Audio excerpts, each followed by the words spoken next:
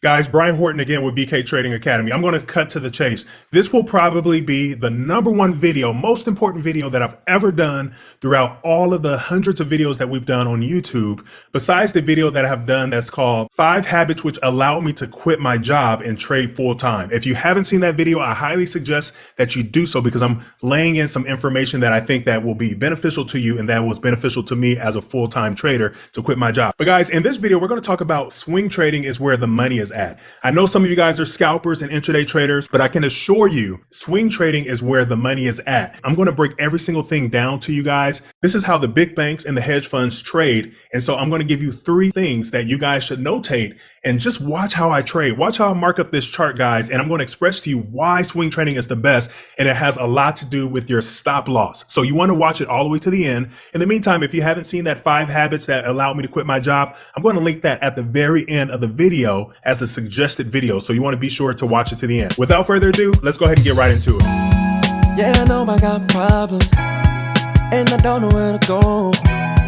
I don't want to put the blame on you.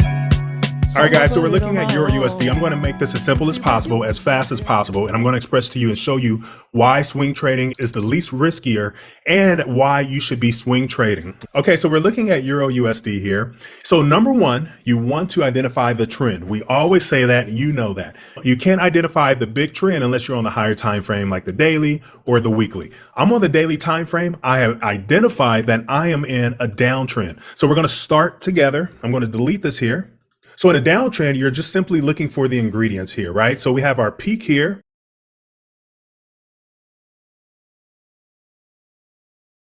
So we've identified the downtrend. To make this simple, all you need to do is simply draw a trend line here, and you're going to connect the top to the bottom here. So we have identified a downtrend. That's number one. It's a lot less riskier when you're trading with the trend than counter trend because we have further pushes to the downside. For example, here. Then we have pullbacks to the upside. So even if you didn't get in at the right time when you sold and it pulled back against you, 9 times out of 10, when it continues that downtrend for you, you're going to gain a lot more pips if you just hold on to that trade a little bit longer. That's the key to swing trade. Swing trading, for those who are new, swing trading is when you're in a trade for 2 or more days, sometimes a couple weeks, maybe even a month or so.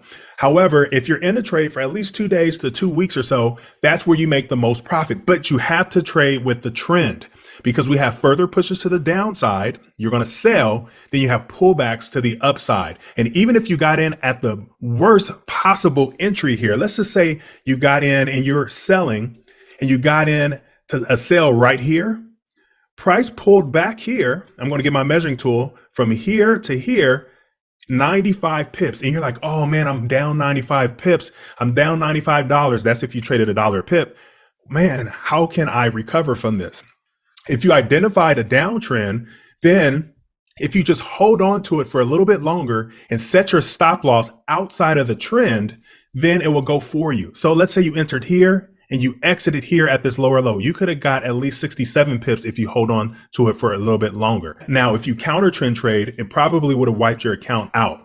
So in order to swing trade, you want to make sure you have a sufficient balance. And if you don't, you want to use a very, very low lot size. Okay, so that's number one, identifying the trend. We identified the downtrend. Now I'm going to copy this trend line here, exact same angle, and I'm going to grab it to the bottom to simply form a channel here. So when it bounces at the bottom of the channel, I'm going to buy. When it bounces at the top of the channel, I'm going to sell. But what's more important than a channel is identifying your levels. Let me show you how to identify your levels here. So your levels are your support and resistance levels here. So if we take a look here, I'm going to zoom in here a bit. If we take a look here, we're looking for wick rejection. We're looking for where candles respected here. So this will be my level here, my temporary level for my resistance. And then here's my temporary level for support. We can see a number of candles bouncing off from this area day after day after day. Before it finally broke through, it came back up to resistance, back here day after day after day, and then it starts to reject to the downside. So I'm going to trade with the trend. This is my downtrend here. I will put in an entry right about here, because I have identified my levels. This is my resistance level. And if you hold on to it for a few days, maybe even a week or so, you can rack up here. Now, finally, where would you put your stop loss? Now, this is key. You would need to widen your stop loss, right? This is contrary to what a lot of traders say. You don't want to have a too wide of a stop loss, because if it hits your stop loss, then you'll lose a lot of money. Yes, that's if you're trading recklessly. That's if you don't have a position size calculator, risking no more than 1 to maybe 2% of your account like we teach in our academy. So you want to break down your lot size so that it's sufficient. So where would I put my stop loss at? I may put my stop loss outside of structure here. And oftentimes what I would do is get my measuring tool here on the left side, grab it to where I want to enter, to where my stop loss is. And if I want to stop off here, let's say about 95 pips, that will be sufficient. So I'm going to go ahead and put my stop loss around 95 pips. I know that is outside of the channel. So odds of it coming outside of the channel is slim, very, very slim, because I'm in a downtrend. I've looked at each and every sell and it's respected within my trend line. So odds of it coming out is rare, let alone further out, right? So I'm going to sell right here in my resistance down to my support or even past my support. So if I get my measuring tool from where I want to enter down to, let's say here, about 95 to 100 pips, that's about a 1-to-1 ratio. So if you stay in a trade for a little bit longer than what you would normally do, if price happens to go against you, and let's say it bounced off of our trend line, maybe even go out of the trend line a bit, hold on to it just for a little bit longer. Make sure you're risking no more than 1 to 2% of your account. Be sure to use a position size calculator. If you're unfamiliar with that, we teach you that. You can go to my FX books, and there's a whole bunch more calculators that you can actually use. You'll take your balance, you'll break it up to 2%, and then you want to see how many pips that correlates into. So even if price goes against you and you sold and it goes up to our trend line, that's only 30 to 40 pips. But a lot of us don't want to be patient, and they think 30 to 40 pips, man, I already lost money, I'm going to exit in that loss. That's why it's very, very important to identify your trend and your levels. If you don't mark your support and resistance levels up appropriately, then that can be a huge game changer to you, and it could hit your stop loss. So identifying levels here. So here's a level. This is my support. I can even drag it here all the way across. Identifying levels. This is where it wicked at before price shot up. That's a level. Look at these candles here respecting this resistance zone until it finally broke. I can even bring this even further here where it's respected our lines here. So right here, rejected. So just finding levels is highly important. Finding your trend is very, very important to risk management. I can guarantee you that price wouldn't even come out of this trend line unless there's maybe some news, high impact news or something. If it's high impact news, it will correct within the next few hours or a day or so. So you want to be careful and look at forexfactory.com, for example, for Euro or USD news. But then I can assure you that price will come back down and head back down to our support zone. And oftentimes I even like to add in another position if it goes against me, a very low lot size. Guys, I can't express this enough. This is highly important. This is a highly important strategy, guys. Trading with the trend, swing trading, if you hold on to it for a couple days. I know sometimes some of you guys may have anxiety and say, I have to watch my trade all the time.